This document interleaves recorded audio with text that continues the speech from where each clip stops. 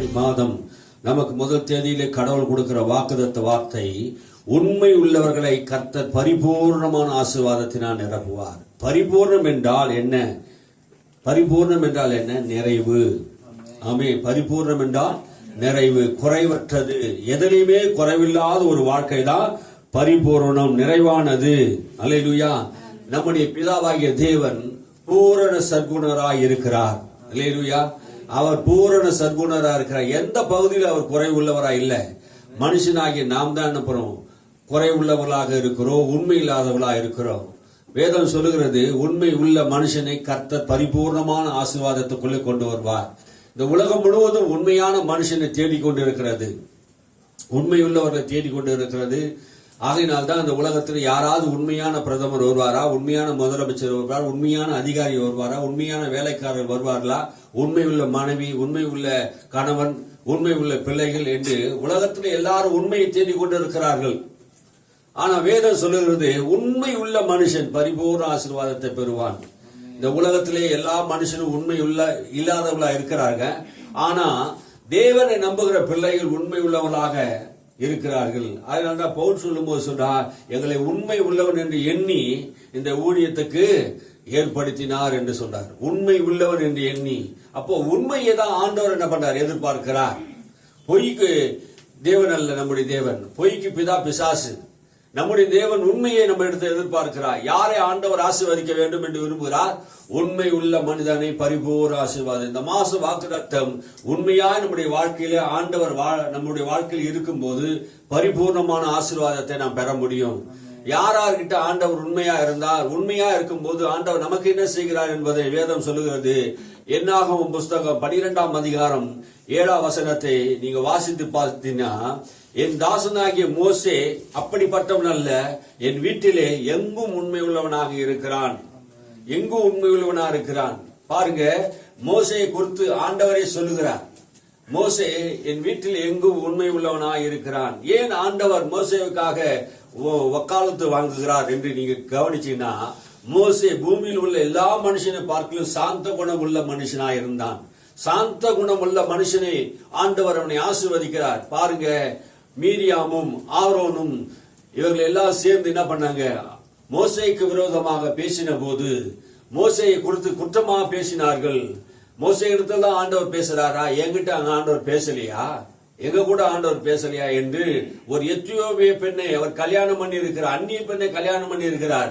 அவர் சரியான ஆள் இல்ல, அவர் உண்மை உள்ளவர் அல்ல என்று சொந்த சகோதரன், சொந்த சகோதரி, யார் அது? மோசேயுடைய சகோதரி, மோசேயுடைய சகோதரன் அவனுக்கு விரோதமாக பேசின போது கர்த்தர் இறங்கி என்ன பண்றாரு? ஒரு காரியத்தை பேசுறார். அங்க என்ன பண்றாரு? கர்த்தர் இறங்கி பேசுறார். என்ன பேசுறாரு? மோசே அப்படிப்பட்டவன் அல்ல, என் வீட்டில் எங்கோ உண்மை உள்ளவனாய் இருக்கிறான். அல்லேலூயா. உண்மை உள்ளவனா இருக்கிறேன். உங்ககிட்ட நான் மறைபொருளா தான் பேசுறேன். ஆனா மோசே கிட்ட நான் எப்படி பேசுறேன்? முகமுகமாய் பேசுறேன். மீரியாம் ஆரோனை கூப்பிட்டு ஆண்டவர் பேசுறார், கண்டிக்கிறார். அல்லேலூயா. அவரை கூப்பிட்டு கண்டிக்கிறார். அப்போ உண்மையா இருக்கும் போது கர்த்தர் என்ன பண்றாரு? அவனை ஆசீர்வதிக்கிறவரா இருக்கிறார். மோசே கிட்ட ஆண்டு முகமுகமாய் பேசுகிறக்கூடிய தேவனா இருக்கிறார். அல்லேலூயா.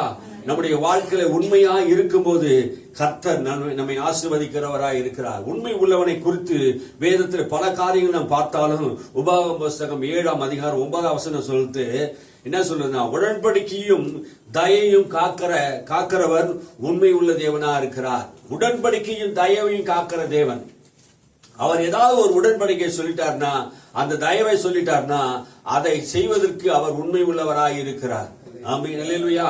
உங்ககிட்ட ஆண்டவர் ஏதாவது ஒரு காரியத்தை சொல்லிட்டார்னா அதுல ஆண்டவர் உண்மை உள்ளவரா இருக்கிறார். அவர் மாத்திரமல்ல, நாமும் உண்மை உள்ளவரா இருக்க வேண்டும் என்று ஆண்டவர் விரும்புகிறார். நம்ம இடத்திலே உண்மை காணப்படும் போது ஆண்டவர் நம்முடைய உடன்படிக்கை காக்கிறார்.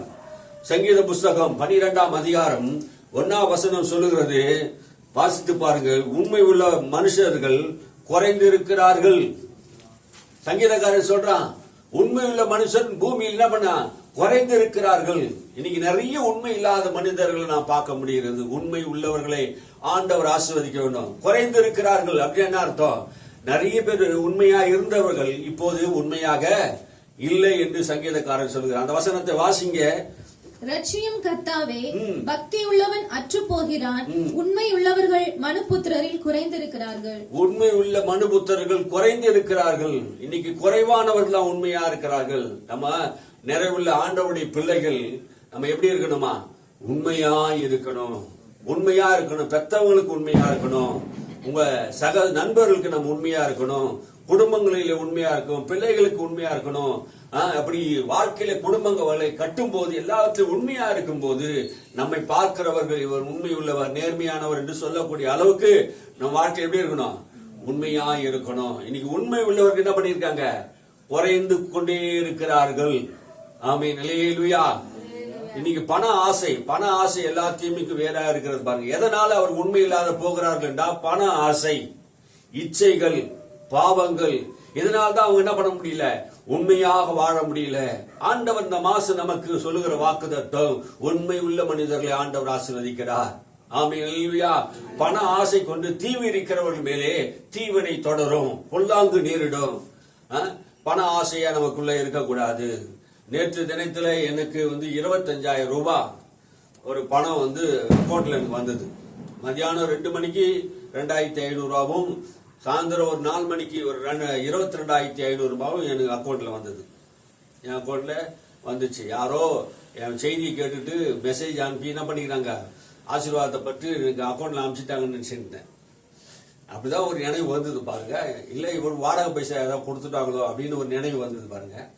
அப்புறம் 8 மணிக்கு இந்த டைம் தான் இருக்கேன். இந்த டைம் தான் எனக்கு ஃபோன் பண்ணி கேட்குறாங்க, சார் நான் திருவொற்றூர் பேசுகிறேன். எனக்கு நான் 22,000 ஃபர்ஸ்ட் 22,500 ஒரு 2,500 உங்கள் அக்கௌண்ட்டுக்கு அனுப்பிச்சிட்டேன் சார். எனக்கு என்ன பண்ணுங்க, அது திருப்பி அனுப்பிச்சிடுங்க சார், நம்பர் தெரியாமல் போட்டுட்டேன் அப்படின்னாங்க. நான் என்ன சொன்னேன் தெரியுமா? உண்மை உள்ளவன். நான் என்ன சொன்னேன்? சிட்லப்பாக்கம் போலீஸ் ஸ்டேஷனுக்கு வாங்க, சிட்லப்பாக்கம் போலீஸ் ஸ்டேஷனில் என்ன பண்ணேன், எழுதி கொடுத்துட்டு வாங்கிங்க அப்படின்னு. முதல்ல அவங்க என்ன பண்ண சொன்ன, ஏன்னா இப்போ இருக்கிறவெல்லாம் என்ன செய்யறாங்கன்னா, பணத்தை முதல்ல அனுப்பிச்சிட்டு உங்க அக்கௌண்ட் நம்பர் டீட்டெயிலாம் எடுத்துட்டு என்ன பண்ணுவாங்க, உங்க அக்கௌண்ட்ல இருக்க பணத்தை எல்லாம் திருடிக்கிறாங்க. இப்போ இருக்கிற அதிகாரிகள்லாம் அதை பத்தி நம்ம பேசுறாங்க. நீங்க என்ன பண்ணுங்க, இதுக்கப்புறம் யாருன்னா உங்களுக்கு இது மாதிரி அனுப்பினா நீங்க என்ன பண்ண, அவங்க முதல்ல ஆதார் கார்டை கொடுக்க சொல்லுங்க. இது ஒரு போலீஸ் அதிகாரி சொன்னார். அவங்க ஆதார் கார்டை கொடுக்க சொல்லுங்க. அவங்க அனுப்பின நம்பரும் அவங்க பேரும் ட்ரூ காலர்ல கரெக்டா இருக்குதா பாருங்க. அவங்க உண்மை உள்ளவர்களா இருந்தா அவங்க கிட்ட திருப்பி கொடுத்துருங்க. நம்மளை ஏமாத்துறதுக்காக என்ன பண்ணாங்க, என் அக்கௌண்ட்ல எதுவுமே இல்லை, 4,000 3,000 சில்லறதா இருந்தது. நான் தைரியமா என்ன பண்ணேன், திருப்பி அவங்களுக்கு அனுப்பிச்சிட்டேன். பயப்படாதம்மா, உன் காசு நான் என்ன பண்ணுவேன், உனக்கு அனுப்பி விட்டுறேன். உன் காசு எனக்கு வேணாம். ஏன் எனக்கு என் அக்கௌண்ட் நம்பர் அனுப்பினீங்க? யார் என் நம்பர் உனக்கு கொடுத்தது? எதுக்காக இது செய்தீங்க? ஒரு முறை அனுப்பினா பரவாயில்ல, 2 முறை அனுப்பினீங்க, ஏன் அனுப்பினீங்க? அப்படி கேட்டு என்ன பண்ணும், அவங்க காசு நமக்கு தேவையில்லை. ஆமீன். யாருக்கும் யாருடைய காசு நமக்கு தேவையில்லை. நம்முடைய உழைப்புல வந்தா போதும். நம்ம உண்மை உள்ளவர்களாக தேவன் பாக்குறாருல, நம்ம தேவன் பாக்குறாருல. இந்த அவங்க செல்போனை ஆஃப் பண்ணிட்டு என்ன பண்ண முடியும், பிளாக் பண்ணிட்டு என்ன பண்ண முடியும்? ஒன்னும் அவங்க செய்ய முடியாதுங்க. 25,000 ரூபாய் லாபம் வந்தது அப்படின்னு சந்தோஷமா கத்தர் கொடுத்தா கத்தருக்கு சோத்திரம் அப்படின்னு சொல்ல முடியுமா? இது உண்மையா? யோசிச்சு பாருங்க. 25,000 நீங்க வந்துட்டா அவங்க எங்கேயோ இருக்கிறாங்க, நம்ம எங்கேயோ இருக்கிறோம். அந்த 25,000 போலீஸ் ஸ்டேஷன் போயிட்டு வாங்க முடியுமா? வாங்க முடியாது. அதனால அவங்க நம்பரை நான் பிளாக் பண்ணேன். போன் பண்ண உடனே எடுத்து என்னம்மா விஷயம் சொல்லு, அவங்க நம்பர் எனக்கு வந்தது. அதனால உண்மையுள்ள மனுஷன் பரிபூர்ண ஆசீர்வாதத்தை பெறுவாங்க. நம்ம எல்லா இடத்துலயும் உண்மையா இருக்கணும். நம்ம கிட்ட யாருன்னா ஏமாந்தா கூட என்ன பண்ணணும், அதை திரும்ப கொடுக்கறதுக்கு பார்க்கணும். யாருடைய பொருள் மேல நமக்கு என்ன பண்ணக்கூடாது, ஆசை வரக்கூடாது. அல்லேலூயா. நம்முடைய பிதா பூரண சர்க்குணரா இருக்கிறது போல, உண்மை உள்ளவரா இருக்கிறது போல நாமும் எல்லா இடத்துலயும் என்ன பண்ணணும், உண்மையா இருக்கணும். இதுதான் சாட்சி. ஆண்டவர் என்ன பார்த்து இன்னைக்கு சாட்சி சொல்லுவாரா? 25,000 அனுப்பினா இந்த செய்தி கொடுப்பாரு எனக்கு தெரியாது. இன்னைக்கு சாயந்தரம் தான் நான் என்ன பண்ணேன், இந்த செய்தியை எடுத்தேன். அப்போ நம்மள ஆண்டவர் என்ன பண்றாரு, முதல் நாளே டெஸ்ட் வைக்கிறார். ஒரு செய்தியை கொடுக்கறதுக்கு முன்னாடி முதல் நாள் நம்மளுக்கு என்ன பண்றாரு, டெஸ்ட் வைக்கிறாரு. நம்ம அந்த டெஸ்ட்ல சரியா இருக்கிறோமா, பாஸ் பண்றோமா? ஆமீன். ஹல்லேலூயா. ஆண்டவர் நம்மள கவனிக்கிறார் பாருங்க. நம்முடைய வாழ்க்கையில் எல்லா பகுதியிலும் உண்மை உள்ள மோசே என் வீட்டில் எங்கும் உண்மை உள்ளவனா இருக்கிறான் என்று சொல்றாரு. ஹல்லேலூயா. கடவுளே ஒரு மனிதனை குறித்து சாட்சி சொல்லக்கூடிய அளவுக்கு மோசே தேவனுடைய வீட்டில் உண்மை. ஆமே. அப்ப ஆண்டவருடைய காரியங்களிலே, குடும்பங்களிலே, எல்லா விஷயத்திலும் நாம் உண்மையா இருக்கும்போது ஆண்டவர் நமக்காக நம்ம எதிர்த்து பேசுகிறவரோடு கூட என்ன பண்றாரு? பேசுவார். அல்லேலூயா. இதுதான் ஒரு ஆசீர்வாதம் பாருங்க. நம்ம உண்மையா இருந்துட்டா நம்ம பேச வேண்டிய அவசியமே இல்லைங்க. கர்த்தரே இறங்கி பேசுறாரு அந்த இடத்துல. என்ன புஸ்தகத்தை வாசித்து பாத்தீங்கன்னா 7ஆம் அதிகாரம் நினைக்கிறேன், 12ஆம் அதிகாரம். கர்த்தரே இறங்கி என்ன பண்றாரு? பேசுறாங்க மோசே கிட்ட. முகமுகமா நான் பேசுறேன். மீரியாமே உங்ககிட்ட, ஆர்வனே உங்ககிட்ட அப்படி இல்ல, மறைபொருளா தான் நான் உங்ககிட்ட பேசிட்டு இருக்கிறேன். ஆனா மோசே கிட்ட நான் அப்படி பேசுறது இல்லையே. அவன் என் வீட்டுல உண்மையா இருக்கிறான். கர்த்தருக்கு தெரியாதா யார் உண்மையா இருக்கிறா உண்மை இல்லாத இருக்கிறாங்கன்னு? ஆண்டவருக்கு தெரியும். அல்லேலூயா. தேவன் எல்லா இருதயத்தையும் பார்க்கிறார், எல்லாருடைய சிந்தையும் அறிந்திருக்கிறார். ஆமே. நாம் உண்மை இல்லாதவளா இருந்தாலும் தேவன் நமக்கு உண்மையுள்ளவராகவே இருக்கிறார் என்று தீமோத்தேயுல சொல்றார் பவுல். அல்லேலூயா.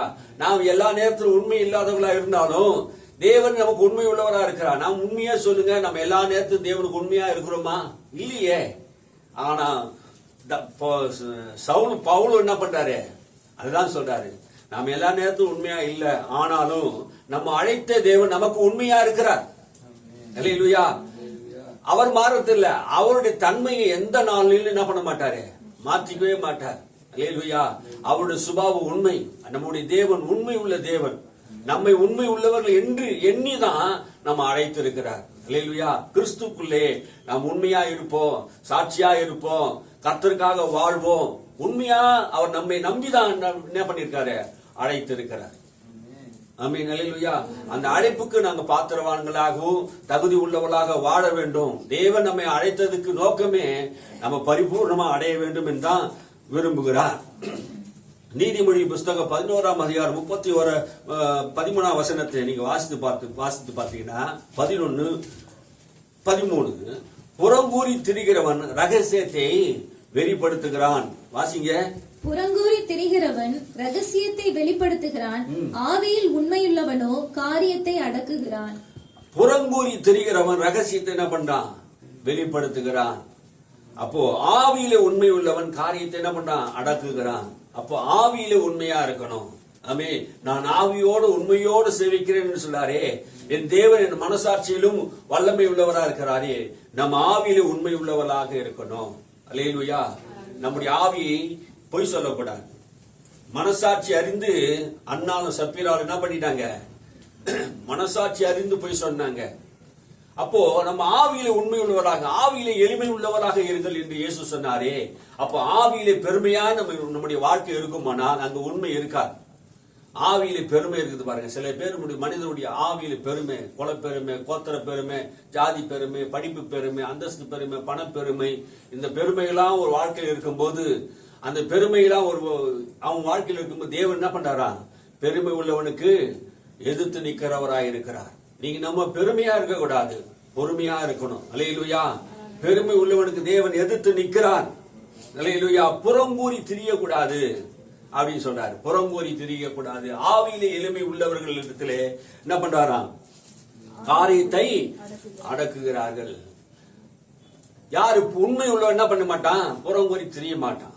அப்போ ஆவியிலே இந்த மாசம் நம்ம என்ன பண்ணணும்? யாரை பொறுத்து நம்ம என்ன பண்ணக்கூடாது? புறங்கூறி தெரிய வேண்டாம். புறங்கூறி தான் என்ன அர்த்தம்? அவன் சரியில்லை, இவன் சரியில்லை, இவன் சரியில்லை, அவன் சரியில்லை அப்படின்னு நம்ம என்ன பண்ணக்கூடாது? சொல்ல வேண்டியது இல்லை. ஆவியிலே எளிமையா இருக்கும் போது மற்றவர்கள் செய்யற தப்ப கூட நம்மளால என்ன பண்ண முடியும்? அடக்கி கொள்ள முடியும். அல்லேலூயா. நம்ம ஆவியில எளிமை உள்ளவர்களாக இருக்கணும். அப்போ நம்முடைய வாழ்க்கையில ஆவியில எளிமையா இருந்தா காரியத்தை எல்லாம் என்ன பண்ண முடியும்? அடக்க முடியும். மதில் இருந்த பட்டணத்தை போல நம்ம இருக்கக்கூடாது. ஒரு காரியத்தை என்ன பண்ண கூடாது? எல்லாத்தையும் ரகசியத்தை எல்லாம் வெளிப்படையா சொல்லிக்கினே இருக்கக்கூடாது. சில ரகசியங்களை மனதில் வைத்துக் கொள்ளணும். எதை சொல்லணும், எதை சொல்லக்கூடாது என்பதை நாம தான் என்ன பண்ணணும்? தீர்மானிக்கணும். நான் சில வேலையில அவசரப்பட்டு எனக்கு சில மாதங்களுக்கு முன்னாடி எல்லா விஷயத்தையும் நான் என்ன பண்ணுவேன்? வெளிப்படையாவே பேசிட்டு இருப்பேன், வெளிப்படையா சொல்லுவேன். ஆனா கர்த்தர் என்கிட்ட சொன்ன ஒரு காரியம் என்னன்னா, மறைபொருளா பேசு, ரகசியத்தை ரகசியமா வைத்துக் கொள்ளு, இது தேவையில்லாத காரியத்தெல்லாம் என்ன பண்ணாது, ஓப்பனா சொல்லாத. சொல்றதுனால என்ன பிரச்சனை வருதுன்னா யோசிப்புக்கு வந்துதான் வருது. அப்போ ரகசியமான சில காரியங்களை ஆவியில எளிமையாக எல்லாரையும் உண்மை உள்ளவன் எண்ணி நீ என்ன பண்ற காரியத்தை வெளிப்படுத்தி சொல்றாத. அப்போ எல்லா மனிதர்களும் நம்ம இடத்துல பழகும் போது நம்முடைய காரியத்தை வாங்குவதற்கு பேசுவாங்க. அப்போ ஒரு காரியத்தை நம்ம சொல்லுவதற்காக அவங்க என்ன பண்ணுவாங்க? வெயிட் பண்ணுவாங்க. அந்த காரியத்தை என்ன பண்ணுவாங்க, எடுத்துட்டு போய் புறம் ஊறி என்ன பண்ணுவாங்க, எல்லார்கிட்டையும் சொல்லிட்டு இருப்பாங்க. இப்ப நம்ம கிட்ட ஏன் அவங்க பழகுறாங்கன்னா அந்த விஷயத்துக்காக பழகுறாங்க. அப்ப நம்மள புறம் ஊறி திரிவதற்கு சாத்தான் என்ன பண்றான், தாவீதுக்கு விரோதமாக புறம் ஊறி திரிஞ்சான். அந்த சிமியோன்கிறவன் புறம் ஊறி திரிந்தான், உண்மை இல்லாத மனுஷன். அப்போ தாவீது நினைச்சிருந்தா அந்த சிமியோனு கொன்னு போட்டிருக்கலாம், ஆனாலும் அதை அவன் செய்யல. அப்ப என்னுடைய வாழ்க்கையில், நம்மளுடைய வாழ்க்கையில், உங்களுடைய வாழ்க்கையில் பாருங்க, நம்ம விரோதமா சில காரியங்கள் பேசும்போது சில பேரை அவங்கள என்ன பண்ணலாம், நமக்கு அதிகாரம் இருக்குது, அவங்கள ஏதாவது செய்ய முடியும், நமக்கு வல்லமை இருக்குது, ஆற்றல் இருக்குது, அதனால அவங்கள போய் ஏதாவது செய்ய முடியுமா, செய்யக்கூடாது. அல்லேலூயா. அவங்கள விட்டுடணும். தாவீது சொல்றானே, இவன் என்ன சிறுமப்படுத்துறான், என்னை கஷ்டப்படுத்துறான், துன்பப்படுத்துறான், ஆண்டவர் சிறுமையின் துன்பத்தை பார்த்து எனக்கு என்ன பண்ணட்டும், சகாயம் பண்ணட்டும், உதவி செய்யட்டும், அவன் தூசித்து போகட்டும், அவன் தூசிக்கிட்ட என்ன, கர்த்தருக்கு நன்மையானதை செய்வார் என்று கர்த்தர் மேல் பாரத்தை வைத்து விட்டார். அல்லேலூயா. உண்மை உள்ளவனா இருந்து காரியத்தை, ரகசியங்களை நம் மனதில் வைத்துக் கொண்டு என்ன பண்ணணும், அடக்கி கொள்ளணும். அல்லேலூயா. மோசேக்காக கர்த்தர் பேசினாரே, நீ உண்மையா இருந்தா உண்மை உள்ளவனுக்காக கர்த்தர் இறங்கி பேசுவார். அல்லேலூயா. எந்த இடத்துலயும் சரி தெரியுங்க, உன்னை குறித்து யாராவது தப்பா பேசினா கூட ஆண்டவர் உனக்காக அங்க இறங்கி பேசுவார். மீரியாமையும் ஆரோனியை கூப்பிட்டு தேவ சமூகத்தை கூப்பிட்டு விசாரிக்கிறார், நீங்க என்னுடைய ஊழியக்காரனை பத்தி அப்படி பேசுறீங்க. அல்லேலூயா. எவ்வளவு பெரிய பாக்கியம் பாருங்க. கர்த்தர் அழைத்து பேசுகிறார், ஆலயத்துக்கு வாங்க, ரகசியமா கூப்பிட்டு 2 பேரையும் கூப்பிட்டு வாங்க, நீங்க வெளியரங்கமா புறங்கூறி திரியுறீங்க, அவனை வாங்க கூப்பிட்டு அவங்களை என்ன பண்ண கண்டிக்கிறார். அல்லேலூயா. அதன் விளைவு என்ன, மீரியாமுடைய வாழ்க்கையில குஷ்டரோகம். ஆனாலும் மோசே சாந்த குணம் உள்ளவன், மறுபடியும் என்ன பண்றான், அவளுக்காக ஜெபம் பண்றான். 7 நாள் கழிச்சு அவளுடைய வாழ்க்கையில அந்த குஷ்டரோகம் நீங்கியது. ஆமென். அல்லேலூயா. தேவன் நல்லவராய் இருக்கிறார். உண்மை உள்ளவன் மனுஷன் ஜெபம் பண்ணாலும் ஆண்டவர் அற்புதம் செய்வார். கடைசியாக வேற வழி இல்லாம மீரியாம் அவளுக்காக மோசே ஜெபம் பண்ண வேண்டிய சூழ்நிலை வந்தது. அல்லேலூயா. நம்ம ஆண்டவர் நம்மை ஆசீர்வதிக்க விரும்புகிறார். நமக்காக கர்த்தர் பரிந்து பேசுவார். நம்முடைய வாயை திறந்து நம்ம பேசுறதை காட்டிலும் தேவன் பேசினாரா அங்க நீதி நியாயம் விளங்கும். அல்லேலூயா. பழி வாங்குறது உனக்குரியதல்ல, நான் பழி வாங்குவேன் என்று கர்த்தர் சொல்லிட்டா. இன்னைக்கு நாம யாரையும் பழி வாங்க வேண்டிய அவசியம் நமக்கு இல்ல. புறங்கூறி திரியறவன் தெரியட்டும், நம்மளை பத்தி தப்பா பேசுறவங்க பேசட்டும், நம்மளை பத்தி என்ன வேணா செய்யட்டும், யாரை குறித்து நம்ம என்ன பண்ணக்கூடாது, பேச வேண்டியதல்ல. அல்லேலூயா. நமக்காக கர்த்தர் இருக்கிறார். உண்மை உள்ளவர்களா நாம் இருந்துட்டா ஆண்டவர் மோசேக்காக இறங்கி பேசினது போல நமக்காக இறங்கி பேச மாட்டாரா? கர்த்தருடைய ஆவியானவர் அங்கே நமக்காக ஒரு மனுஷனை எழுப்ப மாட்டாரா? நிச்சயம் கர்த்தர் செய்வார். அல்லேலூயா. தேவன் நம்மோடு கூட இருந்து பெரிய காரியங்களை செய்வார் என்று நான் விசுவாசிக்கிறேன். அல்லேலூயா.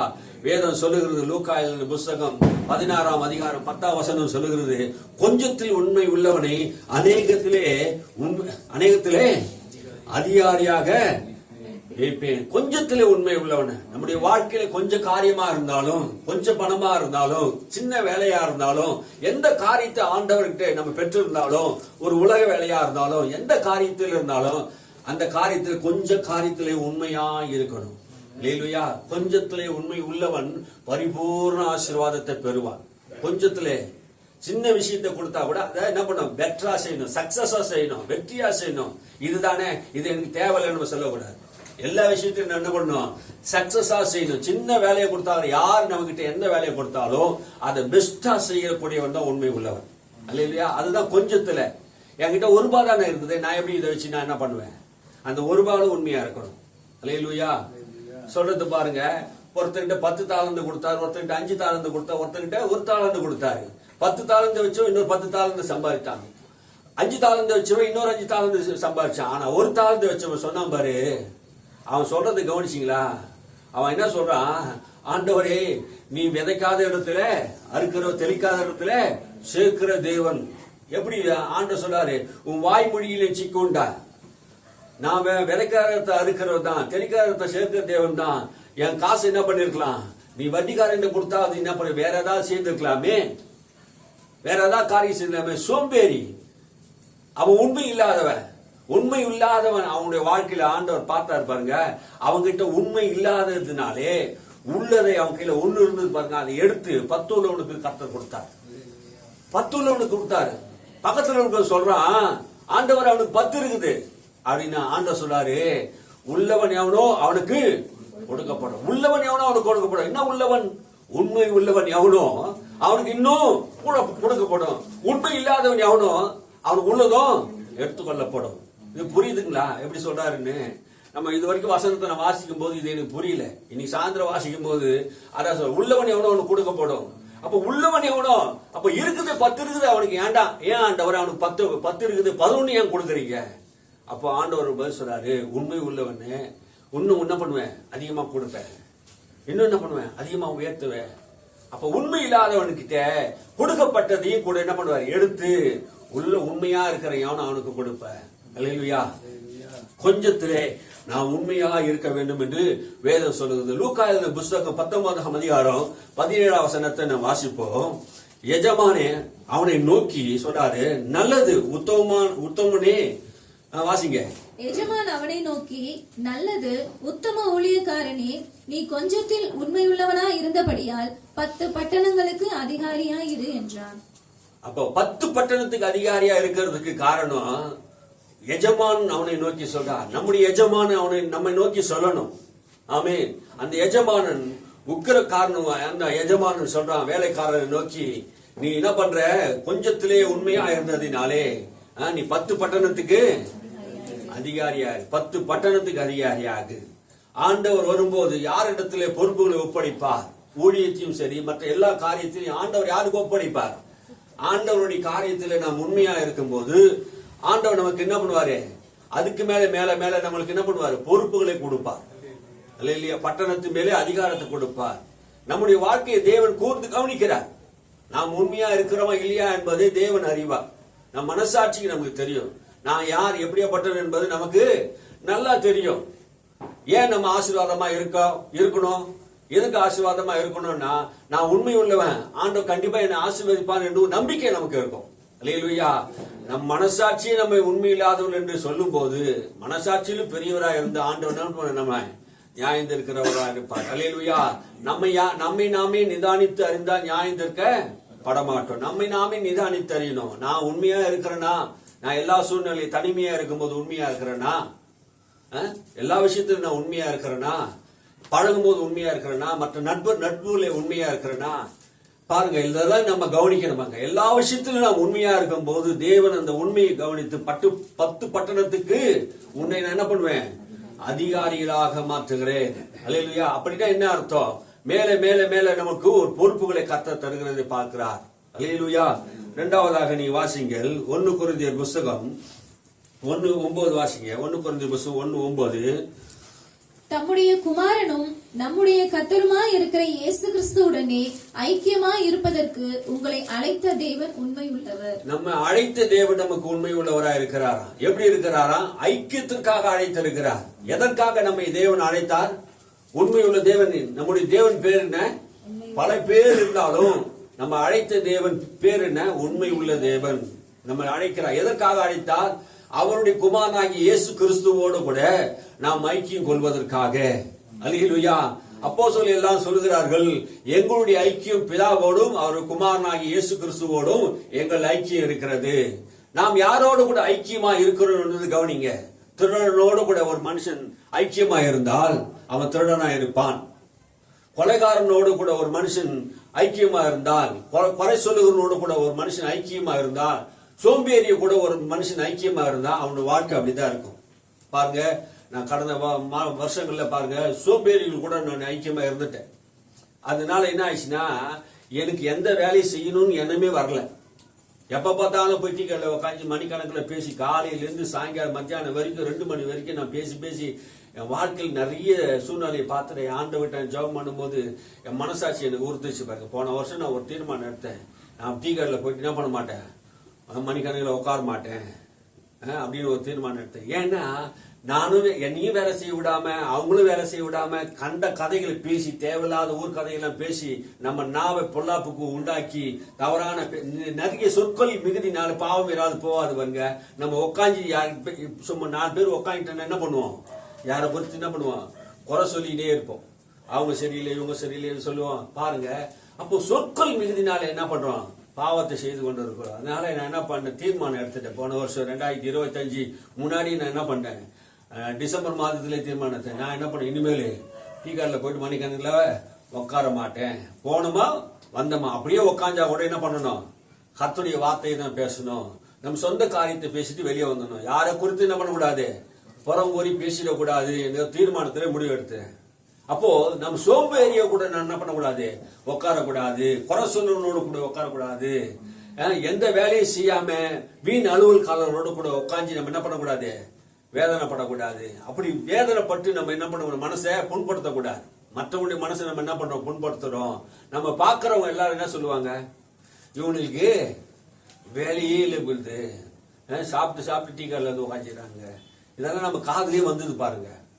அப்போ மற்றவங்களுக்கு நம்ம இடைஞ்சலா இருக்கிறோம். அப்படி நம்ம என்ன பண்ணக்கூடாது, செய்யக்கூடாது. நம்முடைய ஐக்கியம் யாரோட கூட இருக்கணும், கிறிஸ்துவோடு கூட, அவர் குமாரனோடு கூட இருக்கணும். நல்ல நட்போடு நீங்க பழங்க. ஆங்கிலத்தில் ஒரு பழமொழி இருக்குது பாரு, உன் நண்பன் யாருன்னு காட்டுங்க, உங்களை குறித்து நான் சொல்லுகிறேன்.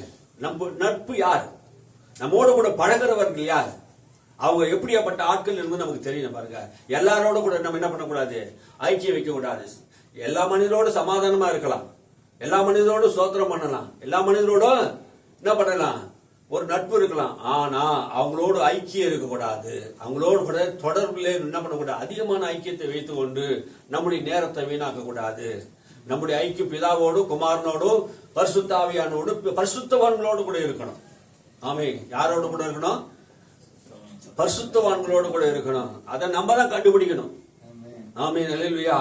பொறாம பிடிச்சனோடு கூட இருந்தீங்கன்னா உன் வளர்ச்சி யாருக்கும் பிடிக்காது. சில பேர் அவங்களோடு கூட பழகக்கூடாது. உன்னுடைய வளர்ச்சியை கண்டு சந்தோஷப்படணும். உன் நட்பா இருந்தாலும் சரி, சொந்த பந்தமா இருந்தாலும் சரி, எல்லாரும் இருந்தாலும் சரி, உன்னுடைய வளர்ச்சி கண்டு என்ன பண்ணணும், சந்தோஷப்படணும். அந்த ரகசியத்தெல்லாம் பைபிள் எல்லாம் பார்த்த பாருங்க. அந்த ரகசியத்தெல்லாம் பைபிள் நீதிமொழியில படிக்க தான் எனக்கு தெரியுது. அப்போ ரகசியமான விஷயங்கள், மறைபொருளான விஷயங்கள்லாம் நீதிமொழியில ஆண்டவர் வைத்திருக்கிறார். அந்த ரகசியத்தை சைக்காலஜியில் நீங்க அதை படிக்கலாம் பாருங்க. யார் எப்படியாப்பட்டவங்க, எப்படி இருப்பாங்க, அவங்க குணாதிசயங்கள் எப்படி என்பது சாலமோன் என்ன பண்றாரு, அந்த ஞானத்தில் ஆவி கொடுத்ததுனால அப்படியாப்பட்ட விஷயத்தை என்ன பண்றாரு, எழுதி வைத்திருக்கிறார். அல்லேலூயா. நம்ம கவனமா இருக்கணும், நிறைய விஷயங்களே கவனமா இருக்கணும். இந்த உலகத்துல உண்மை இல்லாத மனுஷர்களோடு நம்ம பழகி அவங்களுடைய சுபாவத்தை நம்ம என்ன பண்ணக்கூடாது, புறஜாதியுடைய முறைமைகளை நாம் கற்றுக்கொள்ளாது இருப்போமாக. அவர்கள் மனசாட்சி இல்லாம பொய் சொல்லுவாங்க, மனசாட்சி இல்லாம கள்ளக்கபடம் இல்லாம என்ன பண்ணுவாங்க, பேசுறாம பேசி மற்றவர்களை என்ன பண்ணுவாங்க, வார்த்தையினாலே கொண்டு போடுவாங்க. நாம அப்படி செய்யக்கூடாது என்பதுதான் நம்ம ஆண்டவர் சொல்லுகிறார். அல்லேலூயா. 2 தெசலோனிக்கேயர் புஸ்தகம் 3ஆம் அதிகாரம் 3ஆம் வசனம், கர்த்தரோ உண்மையுள்ளவர், அவர் உங்களை சிறப்படுத்தி தீமையிலிருந்து விலக்கி காத்துக் கொள்வார். அல்லேலூயா. கர்த்தரோ உண்மை உள்ளவர். யார் உண்மை உள்ளவர், கர்த்தரோ உண்மை உள்ளவர். அப்போ நாமும் மோசே சொன்னது போல, மோசே எங்கும் உண்மை உள்ளவன் சொல்றார். அப்போ பவுல் சொல்ற, கர்த்தரோ எங்கும் உண்மை உள்ளவரா இருக்கிறார். எல்லா பகுதியும் உண்மை. அவர் நம்மை சிறப்படுத்துவார், என்ன பண்ணுவாரா, தீமையிலிருந்து விலக்கி காப்பார். கர்த்தர் உண்மை உள்ளவரா இருக்கிறார், நம்மை தீமையிலிருந்து விலக்கி காக்கிறார். எல்லா சூழ்நிலையிலும் நம்மை தீமையிலிருந்து விலக்கி காத்து நம்ம என்ன பண்றாரு, ஆசீர்வதிக்கிறவரா இருக்கிறார். நம்முடைய ஆண்டவர் நமக்கு உண்மை உள்ளவரா இருக்கிறார். எதற்காக ஆண்டவர் நமக்கு உண்மை உள்ளவரா இருக்கிறார்னா, அவர் நம்மை நேசிக்கிறார். ஆமே, அவர் நம்ம என்ன பண்றாரு, நேசிக்கிறார். நம்மேல் தயவு வைத்திருக்கிறார், நம்மேல் அன்பு கூர்ந்திருக்கிறார். நாம் அவருடைய பிள்ளைகளா இருக்கிறோம், அவர் மேல் விசுவாசமா இருக்கிறோம், அவர் ரத்தத்தை நம்புகிறோம், அவர் சிலுவை மரணத்தை ஏற்றுக்கொண்டு இருக்கிறோம். அவர் நம்ம என்ன பண்றாரு, அவர் பரிபூர்ண தேவன். அவர் இடத்துல அன்பு குறையாது இருக்கிறது. அவர் அன்புள்ள தேவனா இருக்கிறதுனாலே அவர் நம்ம என்ன பண்றாரு, அன்பு வைத்திருக்கிறார். அல்லேலூயா.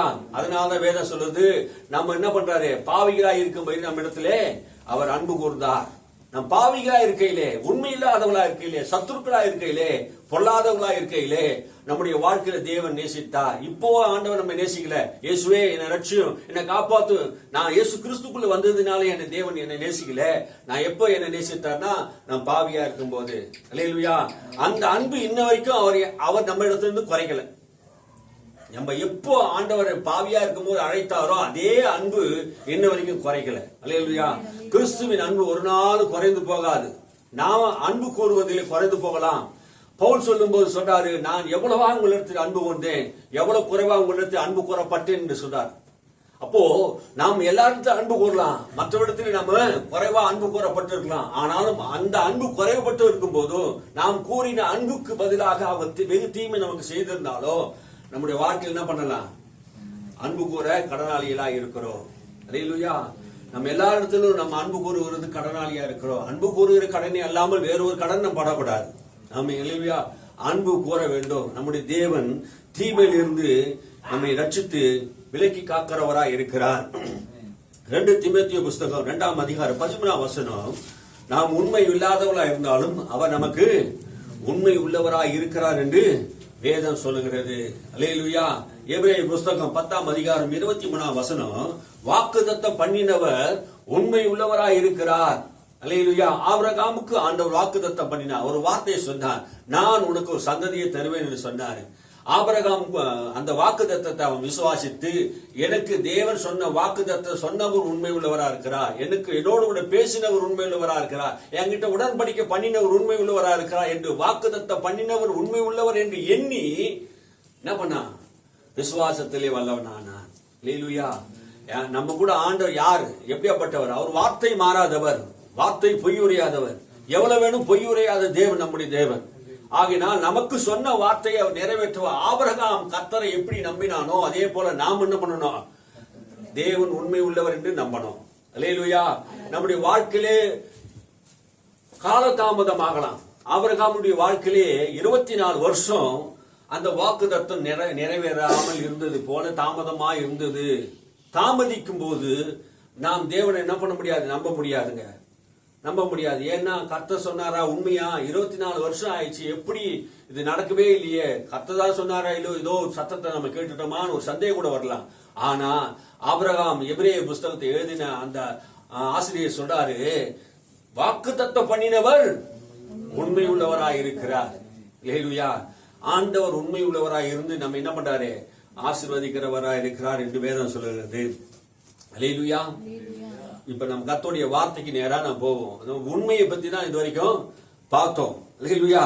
இன்று முதல் நான் உங்களை ஆசீர்வதிப்பேன், உண்மை உள்ளவனை பரிபூர்ண ஆசீர்வாதத்தை பெறுவான் சொல்கிற இன்று முதல் ஆகாய புஸ்தகத்திலே 2ஆம் அதிகாரம் 19ஆம் வசனம், இன்று முதல் நான் உங்களை ஆசீர்வதிப்பேன். அப்போ உண்மையா இருக்கும் போது இந்த நாள் முதல் கொண்டு கர்த்தர் என்ன பண்ணுவாரு? ஆசீர்வதிப்பார். ஆபிரகாமை ஆண்டவர் அழைக்கும் போது அவனை ஆசீர்வாதித்து அவனை அழைத்தார். அல்லேலூயா. நீங்கள் ஏசாயா புஸ்தகத்தை ஏசாயா 44ஆம் அதிகாரத்தை எடுத்துக்கொள்ளுங்க. அங்க சொல்றாரு, ஏசாயா சொல்றதை நீங்க கவனிங்க, நல்லா இருக்கு பாருங்க. அங்க ஏசாயா 44 3ஆம் வசனத்தை வாசிங்க. தாகம் உள்ளவர் மேல் தண்ணீரையும் வறண்ட நிலத்து மேல் ஆறுகளையும் ஊற்றுவேன், உன் சந்ததி மேலையும் என் ஆவியும் உன் சந்தானத்தின் மேலே ஆசீர்வாதத்தையும் ஊற்றுவேன். அல்லேலூயா. இந்த வசனம் என்ன சொல்லுதுன்னா, தாகம் உள்ளவர்கள் மேல், யாரெல்லாம் தாகமா இருக்கிறார்களோ அவங்க மேல என்ன பண்ணுவாராம்? ஆசீர்வாதத்தையும் ஆசீர்வாதத்தின் ஆவியானவரையும் ஊற்றுவார். அல்லேலூயா. அவன் மேல மாத்திரமல்ல, அவன் சந்ததி மேலே ஊற்றுவாராம். அவன் சந்ததி யார்? அவனுடைய பிள்ளைகள். அந்த பிள்ளைகள் மேல் ஆண்டவர் ஊற்றுவார், ஆசீர்வாதத்தை ஊற்றுவாராம். அந்த ஆசீர்வாதம் அவங்க குடும்பத்தின் மேல் வருமா. இது யாரை குறித்து சொல்றாங்க? யாக்கோபு என்கிற சந்ததியை குறித்து சொல்றாரு. யாக்கோபு என்ற இஸ்ரவேல் மக்களை குறித்து, அந்த 12 கோத்திர மக்களுக்கு குறித்து இதை சொல்லுகிற வார்த்தை. அப்ப எல்லா மக்களுக்கும் ஆசீர்வாதத்தை கர்த்தர் என்ன பண்ணாரு? கட்டளையிடுகிறார். ஆபிரகாமின் சந்ததிகளை, ஈசாக்கின் சந்ததிகளை, யாக்கோபின் சந்ததிகளை கர்த்தர் ஆசீர்வதிக்க விரும்புகிறார். அததான் இங்க என்ன பண்றார்? ஏசாயா தீர்க்க தரிசனமா சொல்லுகிறான், உன் சந்ததி மேல் ஊற்றுவேன். அப்படின்னா என்ன அர்த்தம்? உன் மேல ஊற்ற ஆசீர்வாதம் உன் பிள்ளைகள் மேல் வரும். உன் பிள்ளைகள் மேல் மாத்திரமல்ல, அது ஒரு நதியை போல உங்க குடும்பங்களை சந்ததி சந்ததியாக தொடரும் என்று இந்த எபிரேய மொழியில் எழுதப்பட்ட ஆத்தர் என்ன சொல்ற, அதனுடைய விளக்கத்தை சொல்றார். அல்லேலூயா. உன் பிள்ளைகளை மாத்திரமல்ல, எல்லாரையும் நான் என்ன பண்ணுவேன்? ஆசீர்வதிப்பேன் என்று சொல்றாரு. அப்ப சொல்லிட்டு மேல சொல்றாரு பாருங்க, இப்போது என் தாசனாகி யாக்கோபே, நான் தெரிந்து கொண்ட இஸ்ரவேலே கேள். நான் தெரிந்து கொண்ட உண்மை உள்ளவர்களை ஆண்டவர் தெரிந்து கொண்டார். எப்ப தெரிந்து கொண்டார்? உலகம் தோன்றுவதற்கு முன்பாக நம்மை தெரிந்து கொண்டாராம். அதான் சொல்றாரு, உன்னை உருவாக்கினவரும் உன் தாயில் இருந்து உன் கர்ப்பத்திலே உன்னை உண்டாக்கினவரும் தாய் கர்ப்பத்திலே உருவாக்கினவரும் உன்னை உண்டாக்கினவர். ஆமென். நம்மை உண்டாக்கினவர் யார்? நம்மை படைத்தது யார்? நம்ம சிருஷ்டித்தது யார்? நம்முடைய ஆண்டவர், இஸ்ரவேலின் தேவனாய் கர்த்தர். அவர் நம்மை உண்டாக்கினாராம். அவரே நம்மை கர்ப்பத்தில் இருந்து என்ன பண்ணாராம்?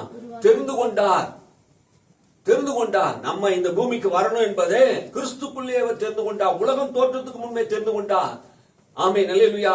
நம்மை அழைத்த தேவன் நமக்கு உண்மை உள்ளவராய் இருக்கிறார். நம்மை கிறிஸ்துக்குள்ளே தெரிந்து கொண்டு நித்திய வாழ்வை கொடுக்க வேண்டும் என்பதை, நம்மை ஆசீர்வாதமாக நடத்த வேண்டும் என்பதை ஏசாயா சொல்லுகிறார். உலகம் தோற்றத்துக்கு முன்பே உன்னை ஆண்டவர் என்ன பண்றாராம்? உன்னை தெரிந்து கொண்டார் என்று சொல்ல. உனக்கு துணை செய்கிறவரும் ஆகிய கர்த்தர் சொல்கிறது. உனக்கு துணையா இருந்து உனக்கு உதவி செய்கிறவரை கர்த்தர் சொல்கிறார். என் தாசனாகிய யாக்கோபே, நான் தெரிந்து கொண்டேன். யெஷூரனே, நீ பயப்படாதே. நான் தெரிந்து கொண்டேன். யாக்கோபே, நான் உன்னை தெரிந்து கொண்டேன். 2 பிள்ளைகள் பிறந்ததுங்க ஈசாக்குக்கு. அப்போ ஆண்டவர் ஏசாவை தெரிந்து கொள்ள யாரை தெரிந்து கொண்டார்? யாக்கோபை தெரிந்து கொண்டார். அந்த யாக்கோபு யார் தெரியுமா? யாக்கோபு சாதாரண ஆள் இல்லைங்க. யாக்கோபு ஒரு ஏமாத்துக்காரனை ஆண்டவர் தெரிந்து கொண்டு ஒரு பெரிய சந்ததிக்கு ஆசீர்வாதமாக அவனை மாற்றினார். அல்லேலூயா. யெஷூரனே, நான் தெரிந்து கொண்ட ஜனமே, விசேஷித்த ஜனமே. யெஷூரனே என்றால் நான் தெரிந்து கொண்ட விசேஷித்த ஜனமே. கர்த்தரால் தெரிந்து கொள்ளப்பட்ட ஜனம்தான் ஒரு யெஷூரனாக நாம் வாழ முடியும். அல்லேலூயா.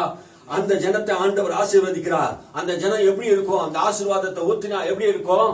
கடவுளுடைய ஆசீர்வாதம் ஒரு மனிதன் மேல் வரும்போது அவர் எப்படி இருப்பாங்க? அலறி செடிகளை போல வளர்வார்கள். இந்த உலகத்தில் அவர் இருந்தாலும், உலக மக்களோடு கூட இருந்தாலும், அவர்கள் இந்த உலகத்தோடு இருந்த போது கூட அவர்கள் விசேஷித்த சுபாவத்தோடு வளர்வார்களாம். வாசிங்க 4ஆம் வசனத்தை.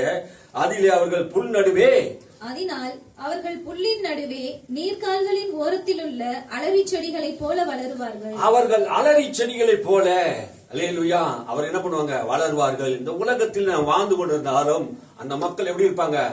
அலரி செடிகளை போல. நல்ல அலரி செடினா ஒரு நல்ல பசுமையான, நல்ல உயர்ந்து விலையேறப்பட்ட செடிகளை போல என்ன பண்ணுவாங்க? வளர்வார்கள். ஆமே.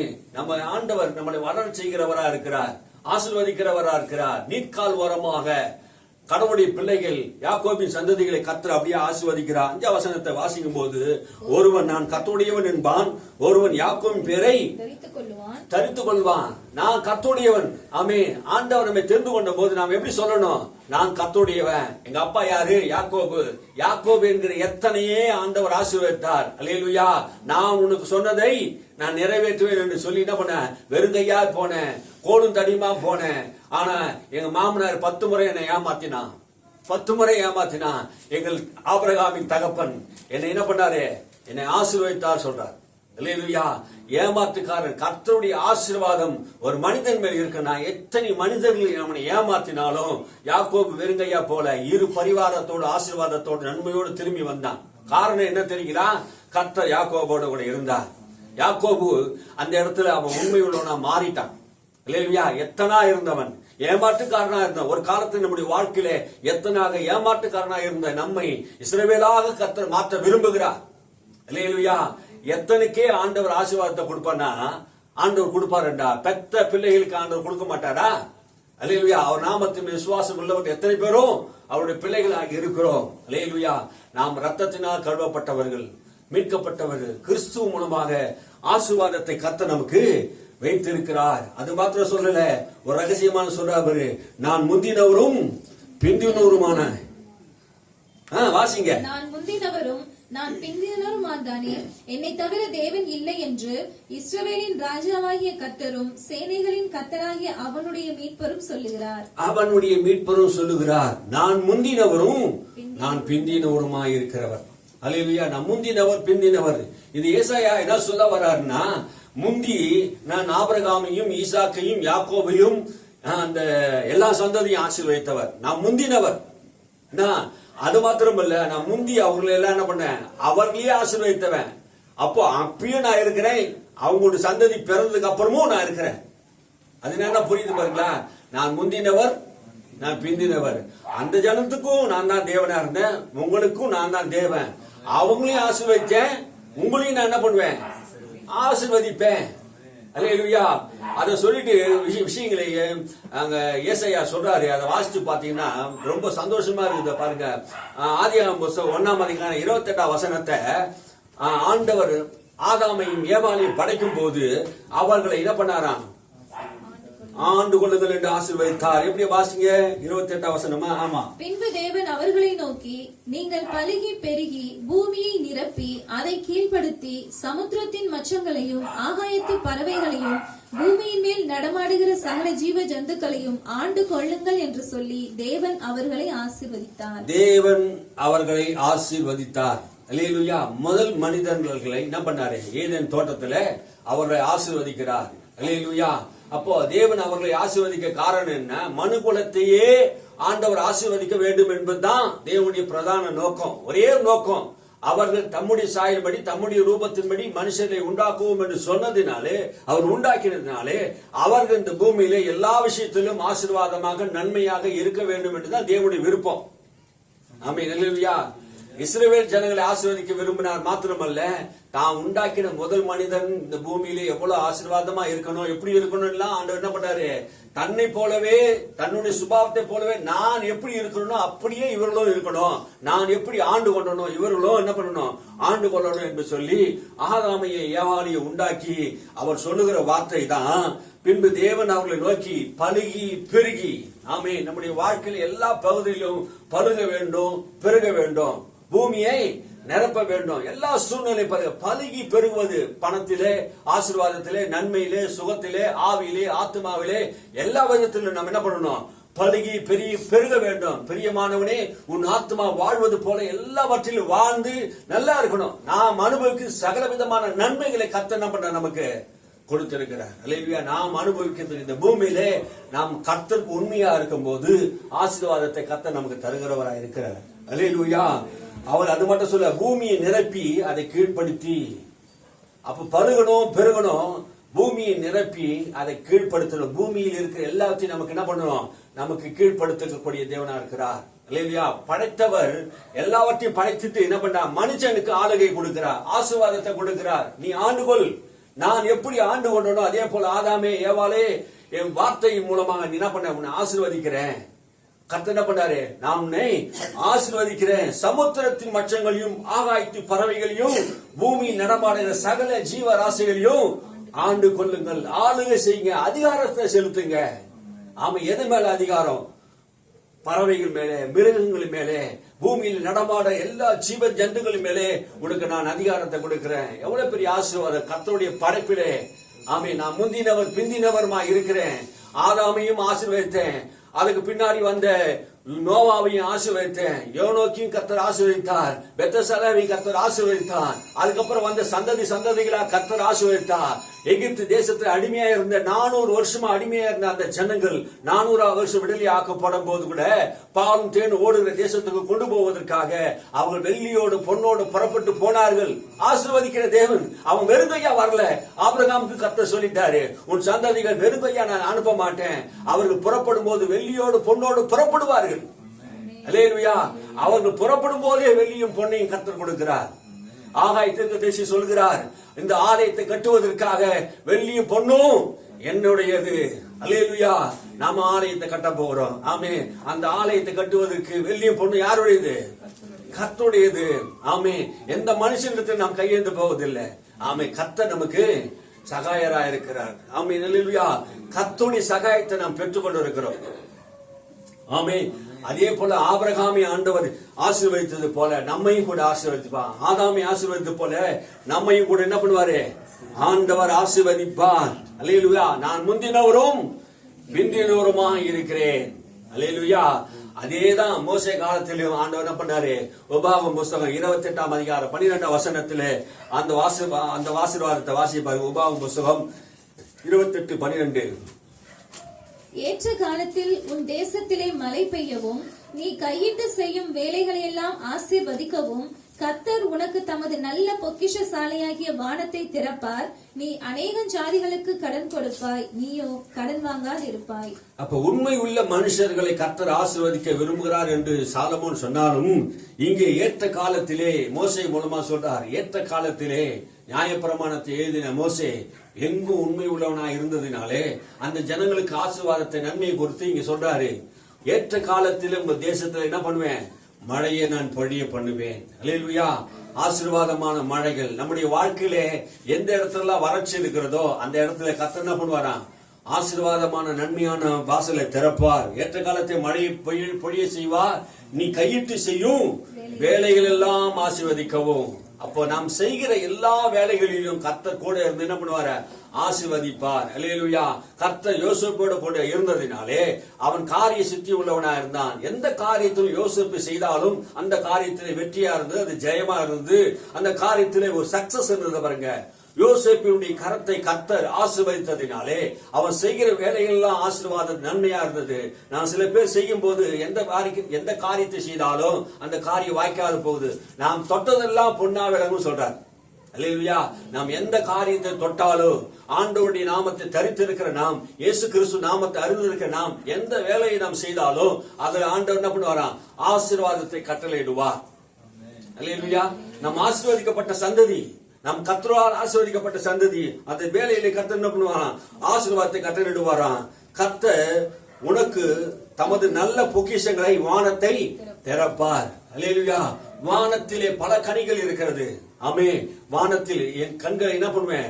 வானத்துக்கு நேராக ஏறெடுப்பேன். வானத்தை பூமியை உண்டாக்கின கர்த்தரனை ஆசீர்வதிப்பார் என்று ஆபிரகாம் சொல்லுகிறாரே. அப்போ வானத்தில் இருக்கிற பல கனிகளை திறப்பார், மதுகளுக்கு திறப்பார், ஆசீர்வாதத்தை திறப்பார். அல்லேலூயா. அப்படின்னா என்ன அர்த்தம்? என்ன அர்த்தம்? நம்ம வாசியில சொன்ன வானத்தை திறப்பாருன்னா கொடுக்கிற தெய்வம் கோரியை பிரிச்சு தருவார். அல்லேலூயா. நம்முடைய ஆண்டவர் வானத்தை பிரிச்சு என்ன பண்ணுவாரு? ஆசீர்வாதத்தை தருவார். அல்லேலூயா. நம்முடைய ஆண்டவர் எப்படிப்பட்டவர்? கோரையை பிரிச்சு தரதில்ல, அவர் வானத்தை கிழிச்சு நமக்கு என்ன பண்ணுவாரு?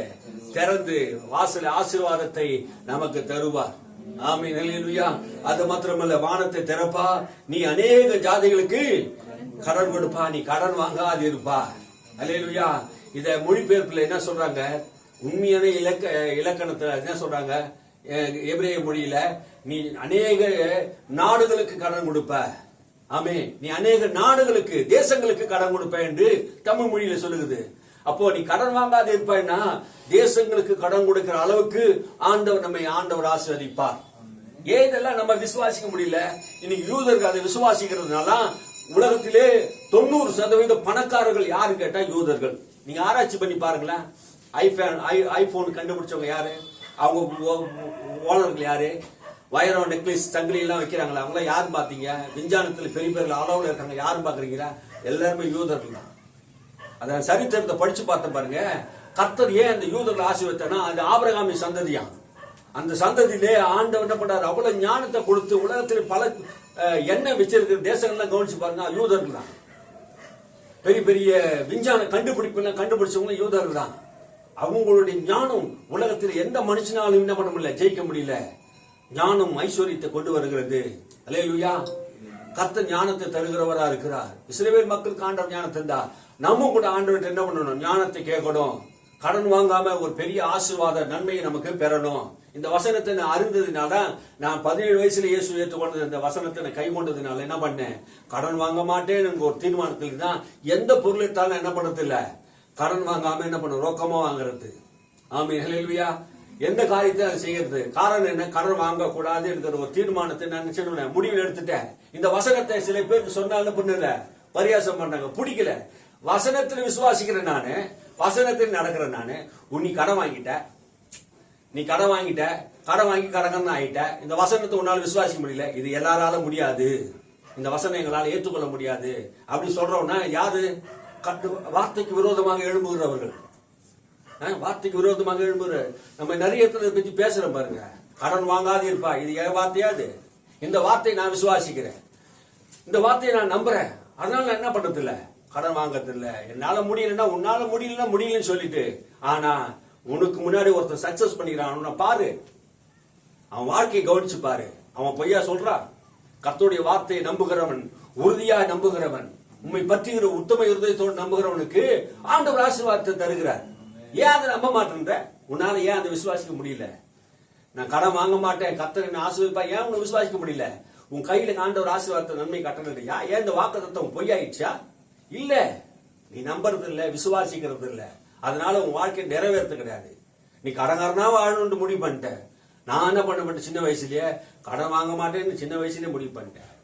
₹1 கூட நான் கடன் வாங்க கூடாதுன்னு ஒரு முடிவு பண்ணதுனால இந்த வசனத்தை நான் விசுவாசிக்கிறேன் ஆண்டவர். நான் சொல்லுவேன் ஆண்டவர்கிட்ட சமூகத்துல இந்த வசனத்தை நான் சொல்லுவேன். சொல்றதுனால நான் கடன் வாங்காத இருக்கிறேன்.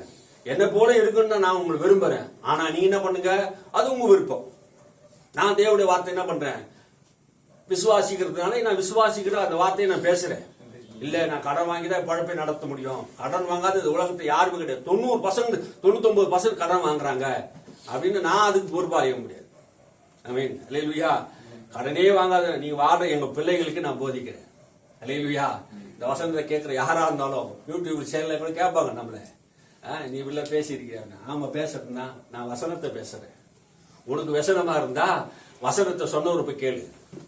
ஆமென். அல்லேலூயா. ஆபிரகாமின் ஆசீர்வாதம் ஆபிரகாமின் பிள்ளைகளுக்கு அந்த வசனத்தை விசுவாசிகளுக்கு தான் பலிக்கும். விசுவாசிக்காதவங்களுக்கு பலிக்காதுங்க. பாலும் தேனும் ஓடுகிற தேசத்தை 2 பேர் தான் விசுவாசித்தாங்க. 30 லட்சம் பேர் புறப்பட்டு வந்தாங்களே, 2 பேர் மட்டும் ஏன் சுதந்திரிச்சாங்க? யார் விசுவாசித்தாங்களோ, உத்தமமா விசுவாசித்தாங்க. கர்த்தரே சொல்றாரு 2 பேர் உத்தமமா விசுவாசித்தாங்க. காலேபு யோசுவாவோ உத்தம ஆவி உள்ளவர்களாக என் வார்த்தையை நம்புறாங்கப்பா, அவங்கள பாலும் தேனும் ஓடுகிற இடத்துல போட்டோம். மத்தவங்கள என்ன நம்பாத அவிசுவாசிகள் எல்லாம் வண்ணாந்தரத்தை செத்து போட்டோம். சொன்னான்ல, நான் வண்ணாந்தரத்தை செத்தா நலமா இருக்கும், வண்ணாந்தரத்தை செத்தா நலமா இருக்கும், நான் கடன்காரனா இருந்தா நலமா இருக்கும், கடைக்காரனா நலமா இருக்கும். அவன் கடன்காரனாவே இருக்கட்டும், நீ சொன்னபடியே நீ ஆகு. கர்த்தர் என்னோட கூட இருக்கிறார், நான் கடன் வாங்க மாட்டேன்னு சொல்லுங்க. அல்லேலூயா. அல்லேலூயா சொல்லணுங்க. கர்த்தர் நல்லவர். ஆமென்.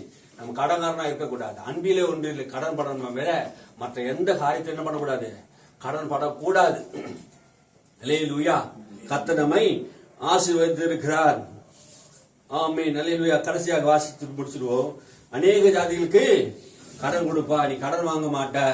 இன்று நான் உனக்கு விதிக்கிற என் வார்த்தைகளை யாவையும் விட்டு விலகி வேறு தேவர்களை சேவிக்கும்படி நீ வலதுபுறமும் இடதுபுறமும் சாயாமல் இரு.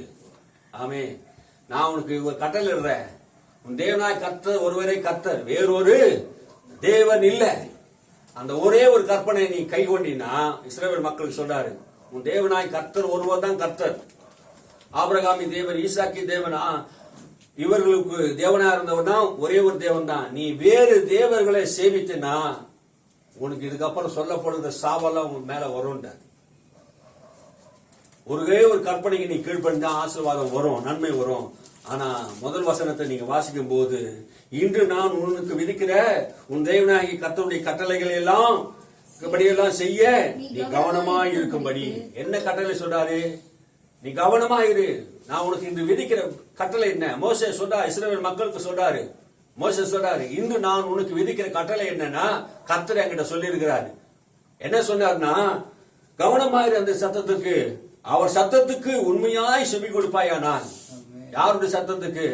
ஆண்டவருடைய சத்தத்துக்கு உண்மை. அண்மை. நான் உண்மை இல்லாத இருந்தா ஆண்டவர் நம்மை ஆசீர்வதிக்க மாட்டார். நம்ம ஆண்டவருடைய சத்தத்துக்கு உண்மையாய் செவி கொடுத்தால் பூமியில் உள்ள உன் தேவனாய் கர்த்தர் பூமியில் உள்ள சகல ஜாதிகளை பார்க்கிற உன்னை மேன்மையாக வைப்பார். அல்லேலூயா. நீ வேறு தேவர்களை போய் சேவிக்காத, விக்கிரகங்களை போய் சேவிக்காத. உன் தேவனாய் கர்த்தர் தான் ஆசீர்வதிக்கிறவர். நான் முந்தினவர் பிந்தினவர். நான் ஆபிரகாம் கூட இருந்தேன், ஈசாக்க கூட இருந்தேன், யாக்கோப கூட இருந்தேன், இஸ்ரவேல் மக்களோடு எல்லாரும் கூட இருந்தேன். இப்போ உங்களோட கூட இருக்கிறேன் என்று ஏசாயா தீர்க்கதரிசி மூலமா சொல்றார். நான் முந்தினவர் பிந்தினவர். இந்த வசனம் வேற வேற சொல்லுவாங்க.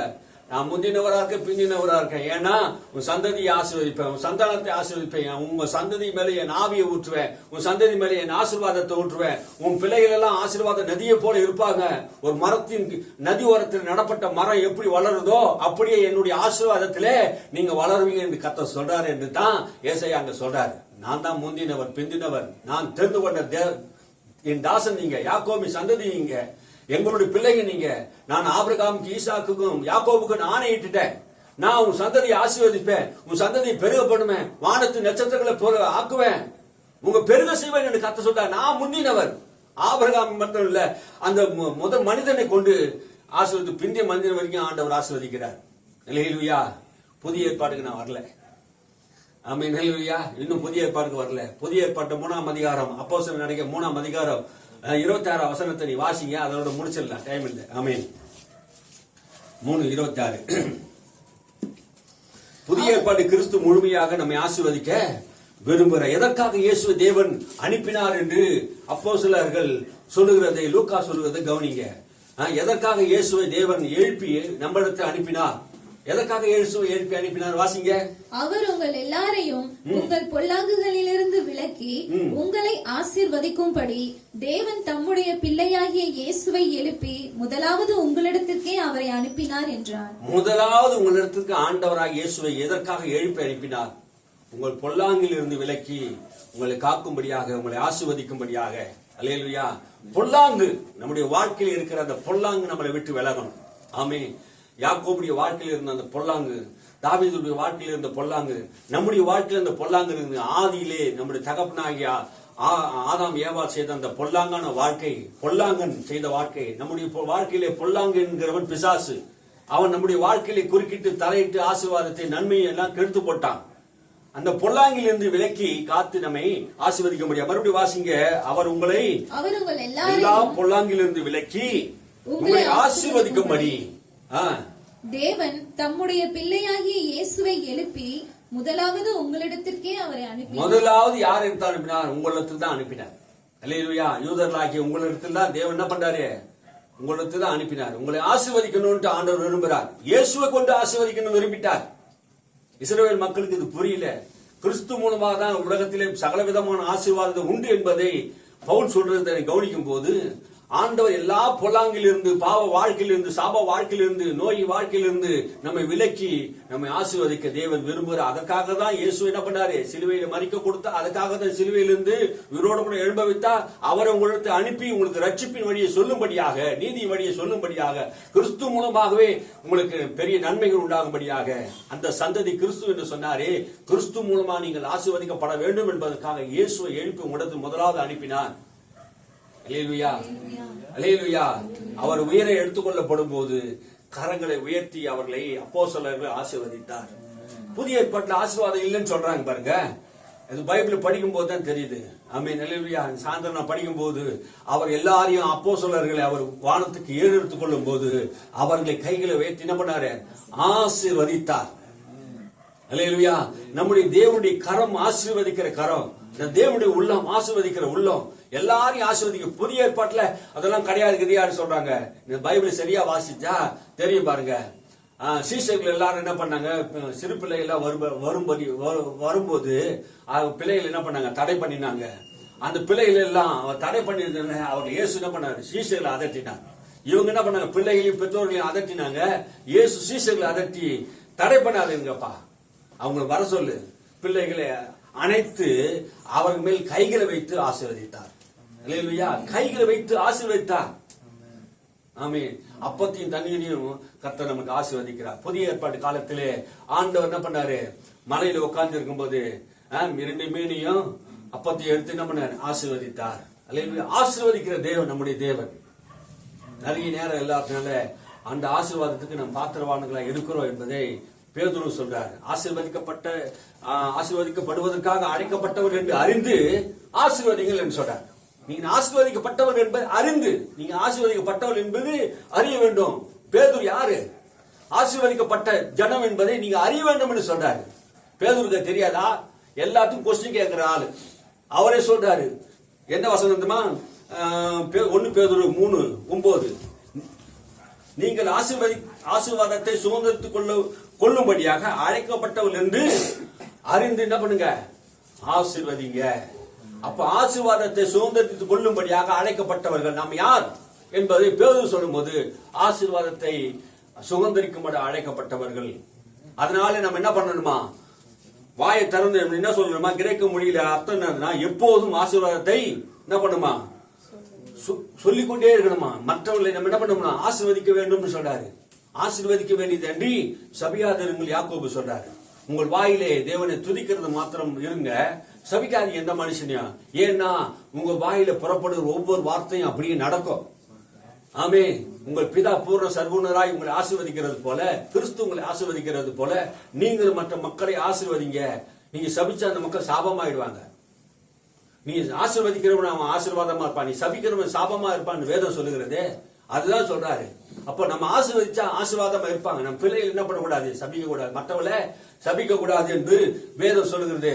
10ஆம் அதிகாரம் மத்திய சுவிசேஷம் 10ஆம் அதிகாரம் 13ஆம் வசனம் சொல்லுகிறது பாருங்க. ஒரு வீட்டுக்குள்ளே நீங்க போகும்போது 10:13 அந்த வசனத்தை வாசித்து நான் முடிச்சிடுவோம், ஜெபம் பண்ணிடுவோம். அந்த வீடு பாத்திரமாய் இருந்தால் நீங்கள் கூறின சமாதானம் அவர்கள் மேல் வரக்கடவது. அபாத்திரமாய் இருந்தால் நீங்கள் கூறின சமாதானம் உங்களிடத்திற்கு திரும்ப கடவது. அப்போஸ்தலருக்கு ஆண்டவர் சொல்றாரு, நீங்க ஒரு வீட்டுக்கு போகும்போது, ஒரு பட்டணத்துக்கு போகும்போது, அந்த வீட்டுக்கு முதலாவது என்ன பண்ணுங்க, சமாதானத்தை கூறுங்க. இந்த சமாதானம் யாருடையது? கர்த்தருடையது. அப்போ ஊழியக்காரனாகிய நாம ஒரு பிள்ளைகளை ஆசீர்வதிக்கும் போது உங்களுக்கு சமாதானம் உண்டாக்கணும் என்று சொல்லணும். அப்போ சமாதானம் இந்த உலகத்தில் நிறைய பேர் குடும்பத்தில் இல்ல. அப்போ நீங்க சொன்ன சமாதானம் அவன் பாத்திரவானா இருந்தா, அந்த சமாதானத்துக்கு காரணக்காரனா இருந்தா, ஆண்டவருக்கு அந்த காரியத்துக்கு அவன் பிரியமா இருந்தா, அந்த குடும்பத்தில் போய் சமாதானம் தங்கும். என்ன அர்த்தம்? நீ ஆசீர்வாதத்துக்கு அழைக்கப்பட்டவள் என்று அறிந்து சமாதானத்தை கூறுங்க. அப்படி சமாதானத்தை கூறும் போது என்ன நடக்குது? அந்த குடும்பத்துக்கு சமாதானம் வரும். அந்த குடும்பத்தில் அவன் தகுதியே இல்லை, பாத்திரவான இல்லைன்னா நீங்க கூறின சமாதானம் உங்களுக்கே திரும்பி வரட்டும். ஒருவேளை ஆசீர்வதிக்கப்பட்ட நான் உண்மை உள்ளவனை பார்த்து நீங்க சபிச்சிட்டீங்கன்னா அந்த சாபம் என்ன பண்ண, அவன் பாத்திரவான இல்லைன்னா அந்த சாபமும் திரும்பி வந்துடும். புரியுதுங்களா? ஏன் சொல்றாருன்னா, ஆசீர்வதிக்கிறதுக்காக அழைக்கப்பட்டோம். நம்ம கூறுகிற ஆசீர்வாதம் எல்லாரையும் ஆசீர்வதிக்கணும். அல்லேலூயா. நிறைய விஷயங்கள் இருக்குது, நான் என்ன சொல்லணும்னா நிறைய சொல்லலாம். ஆமென். அல்லேலூயா. ஒரு பாவங்களை மன்னிக்கிறது கூட நமக்கு அதிகாரம் இருக்கு. பரிசுத்த ஆவி ஊதி எவனுடைய பாவங்களை நீங்க என்ன பண்ண மன்னிக்கிறீங்களோ அவன் பாவம் மன்னிக்கப்பட்டு இருக்கும் சொல்றாரு. இதெல்லாம் ஒரு அதிகாரம், இதெல்லாம் ஒரு அதிகாரம், கிறிஸ்துக்குள்ள இருக்கிற அதிகாரம். இதெல்லாம் இந்த மற்றவங்களுக்கு புரியல பாருங்க. ஒருத்தனுடைய பாவத்தை கூட நம்மளுக்கு மன்னிக்க அதிகாரம் கொடுத்திருக்கிறாரு. எவனுடைய பாவங்களை நீங்க மன்னிக்கல அவன் பாவம் மன்னிக்கப்படுகிறது. யாருக்கு? பரிசுத்த ஆவியை பெற்றவனுக்கு. ஆமென். அல்லேலூயா. பேதுரு அனனியாவுடைய சப்பீராவுடைய பாவங்களை மன்னிக்கல, செத்து போயிட்டாங்க. கர்த்தருடைய ஆவிக்கு விரோதமா நீ போய் சொல்லுகிறது என்னன்னு சொன்னோன்னு ஜீவனை விட்டு அங்கே ஆட்டோட்டாக்களை செத்து போயிட்டாங்க. பாருங்க, யோசிச்சு பாருங்க. அப்ப நம்ம பாவங்களை மன்னிக்கலாம். ஒருவேளை உன் கர்த்தரிடத்தை வேண்டிக் கொள்ளுங்கள், பாவ பிச்சைகளை கட்டில அகப்பட்டு இருக்கிற கர்த்தர் ஒருவேளை உனக்கு மன்னிக்கிட்டு அந்த சிமியோனை பார்த்து அப்போஸ்தலர் சொல்றாங்க. கவனிச்சு பாருங்க. அப்போ நம்ம கவனிக்க வேண்டியதுன்னா, ஆசீர்வாதத்தை சுதந்திரத்துக் கொள்ளும்படி அழைக்கப்பட்டவர்கள் நாம் என்ன பண்ணணும்? ஆசீர்வாதத்தை கோரணும். அல்லேலூயா.